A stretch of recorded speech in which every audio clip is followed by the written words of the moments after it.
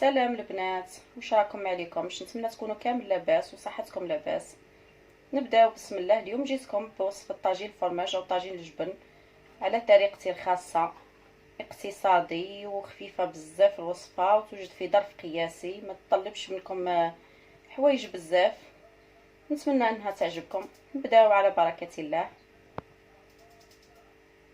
لا، عندي هنايا حبه بصله كبيره وربع سنينات ثوم، عندي هنايا شابلور، عندي هنايا فلفل الكحل، فخي دجاج، فروماج غابي، معدنوس، فيون داشي، بطاطا. هنا لا فيون داشي حبه بطاطا ربيتها. هنا لا فيون داشي عندي هذه شويه نورمال ماهيش مداويه، هذه داويتها ثوم وبصله ومعدنوس، نداويها هكا ونخبيها في الكونجيلاتور. نبداو بسم الله. هسه نحطو داك الفخي تاع الدجاج لهنا، نديرو به صوص بلانش، نحطو شويه من البصله هذه. بسم الله. البصله والثوم هذا نحطهم شويه، شويه فلفل الكحل،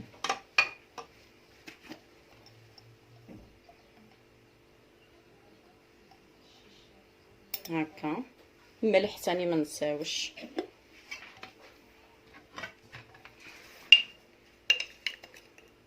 هكا الزيت،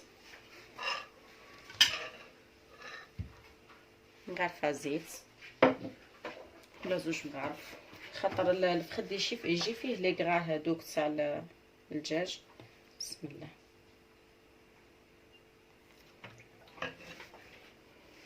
ولا فيون داشي تاعنا نحطوها في مقله هي ولا البطاطا، هي شويه جامده هي، جبتها كانت في الكونجيلاتور، كي نحطها فوق النار يذوب لنا. نزيد نداويها، نحيو هذاك لا شابلور لهي، نداويها لهنا بديك البصله والثوم،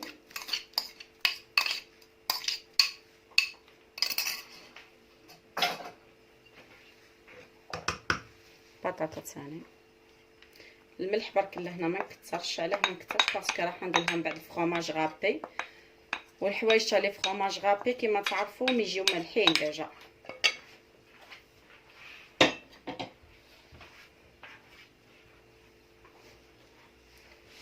الحوايج هادو كغاتينا كل تخافي يكون تكثري الملح يجيوكم بعدا مالحين. بسم الله. ندير لها ثاني. انا هنا في زيت ما نقدر ندير والو، ندير غير فلفل الكحل.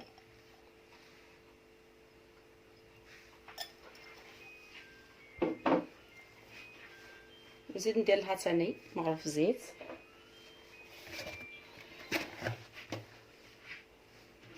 هكا. بسم الله.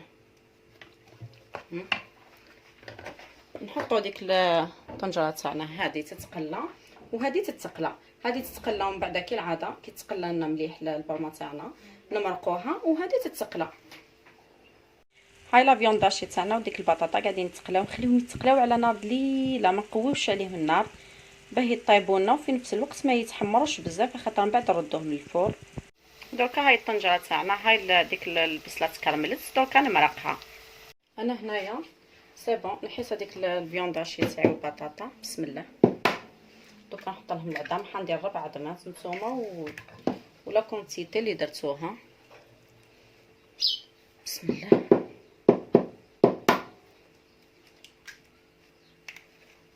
هذه شويه من لاصوص هذيك بلونش اللي طيبت فيها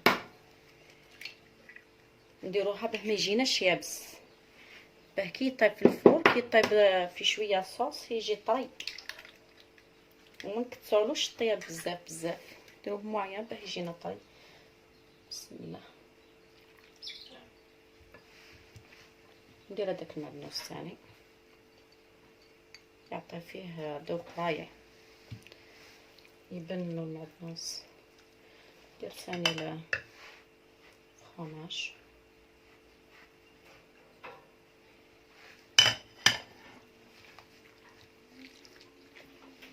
ندير هذيك ثاني لا شابلور،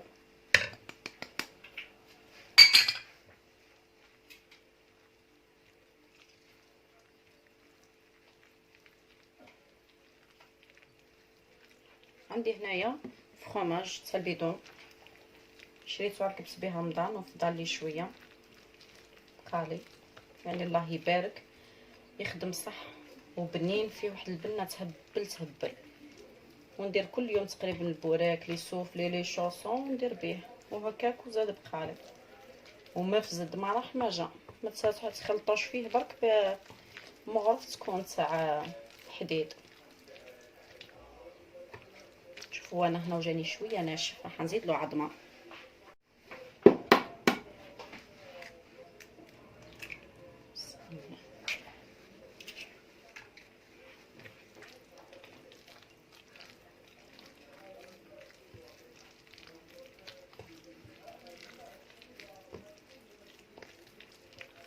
هاو مليح دوك.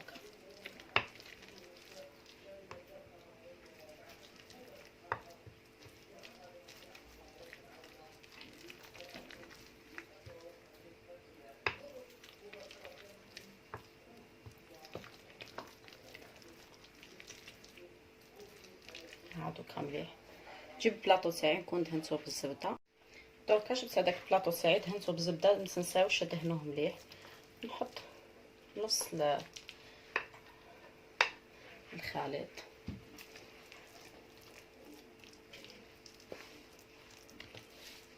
نستفو مليح في البلاطو.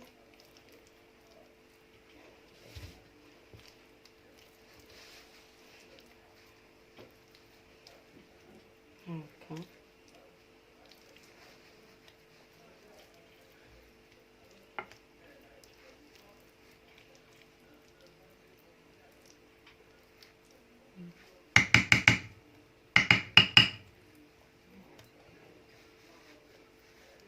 ونجيب هداك الفرomاج تاعي،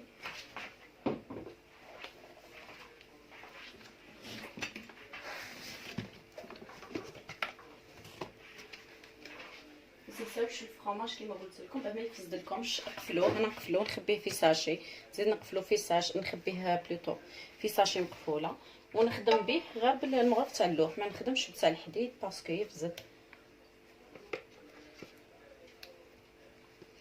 الله يبارك الباط جاب لي برمضان وفدار.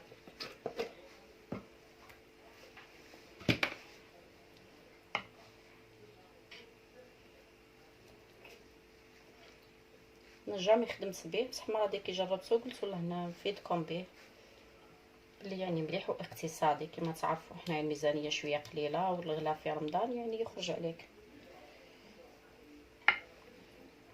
خير من شاك جور تشري باط ب 30 ولا 20 ميل، ولا بلاكه هذيك تاع شيف ولا بربر ولا. دركا هاني جبت هذيك الفيانداشي باه نزيد نحطها من فوق.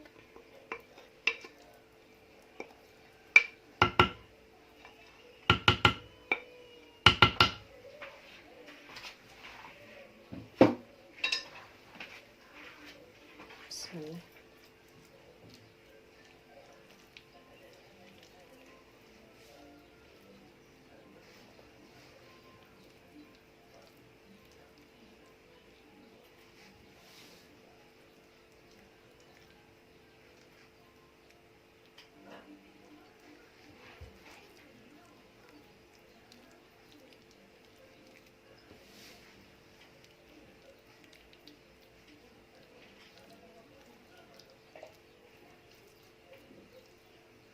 نحط طاجين فرماج تاعي في البلاطو دركا.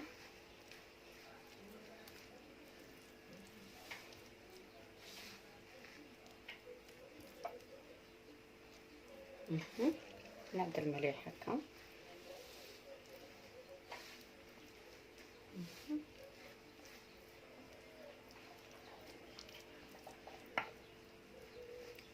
شوفوا هنا درتو، نتمنى الصورة تكون واضحة.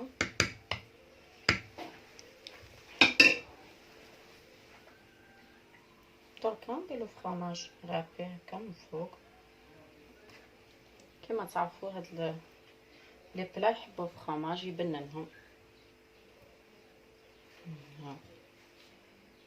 نحطو يطيب في فور على يكون سخون ديجا على درجة حرارة 220 درجة بعقلو، يعني يتحمر بعقلو.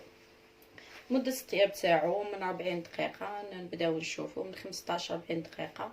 كيكون فور سخون سخون 20 دقيقة بزاف، كيكون شوية حتى نص ساعة.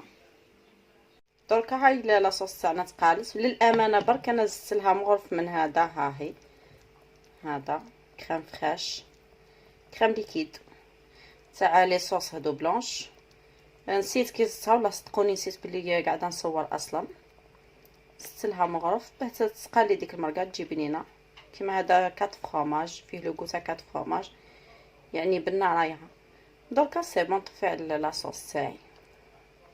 دركا ها وجدت طاجين فرماج تاعنا طاب. نتوما تحبوا ديروا له تطبعوه الشكل ولا نتوما انا حنقصو هكا نورمال كاري.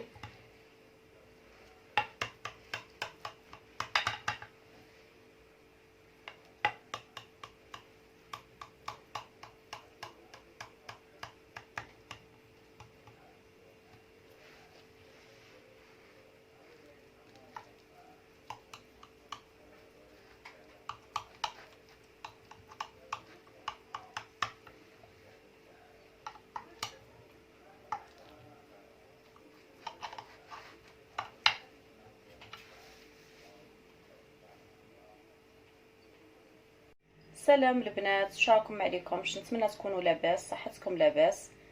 اليوم جيتكم بوصفه جديده، وصفه طاجين الجبن او طاجين الفرماج على طريقتي الخاصه اقتصاديه من مطبخي. نتمنى تعجبكم ان شاء الله.